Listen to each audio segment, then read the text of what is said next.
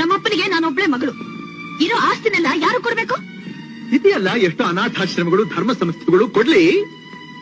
ನಾನೇ ನಿಮ್ಮ ಅಪ್ಪನ ಆಸ್ತಿ ನೋಡಿ ನೀನ್ ಮದುವೆ ಮಾಡ್ಕೊಂಡ ಇಲ್ವಲ್ಲ ಗೀತಾ. ನನ್ನ ಕಾಲ್ ಮೇಲೆ ನಾನು ನಿಂತ್ಕೋಬೇಕು, ಸಂಪಾದನೆ ಮಾಡಬೇಕು, ಅದರಿಂದ ನೀನು ಬದುಕಬೇಕು. ಬೇರೆಯವ್ರ ಸಹಾಯದಿಂದ ನಾವು ಬದುಕಬಾರದು.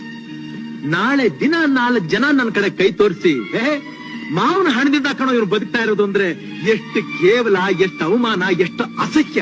ನಾವು ಬದುಕ್ತಾ ಇರೋದು ನಮಗೋಸ್ಕರ, 4 ಜನಕ್ಕೋಸ್ಕರ ಅಲ್ಲ. ನಾವು ಕಾಡ್ನಲ್ಲೆಲ್ಲ ಬದುಕ್ತಾ ಇರೋದು 4 ಜನಗಳ ಮಧ್ಯೆ. ಅದನ್ನು ಸ್ವಲ್ಪ ಗಮನದಲ್ಲಿ ಇಟ್ಕೋ. ಯಾಕೆ ಸುಮ್ಮನೆ ಸುತ್ತಿ ಬೆಳೆಸಿ ಮಾತಾಡ್ತೀರಿ? ನಮ್ಮ ಮಮ್ಮಿ ಜಾಜಿ ಬಂದು ಹೋಗೋದು ನಿಮ್ಗೆ ಇಷ್ಟ ಇಲ್ಲ ಅಂತ ಹೇಳಿ, ಇವತ್ತಿಂದ ನೀವ್ ಮನೆಗ್ ಬರ್ಬೇಡ ಅಂತ ಹೇಳ್ಬಿಡ್ತೀನಿ. ಯಾಕೆ ಇಲ್ಲದನ್ನೆಲ್ಲ ಕಲ್ಪನೆ ಮಾಡ್ಕೊಂಡು ಹುಚ್ಚ ಬಟ್ಟೆ ಮಾತಾಡ್ತಾ ಇದ್ದೀಯಾ? ನಾನ್ ಏನ್ ಹೇಳ್ತಾ ಇದ್ದೀನಿ ಅನ್ನೋದನ್ನ ಯೋಚನೆ ಮಾಡುವಷ್ಟು ತಾಳ್ಮೆ ಕೂಡ ನಿನಗಿಲ್ವೇ?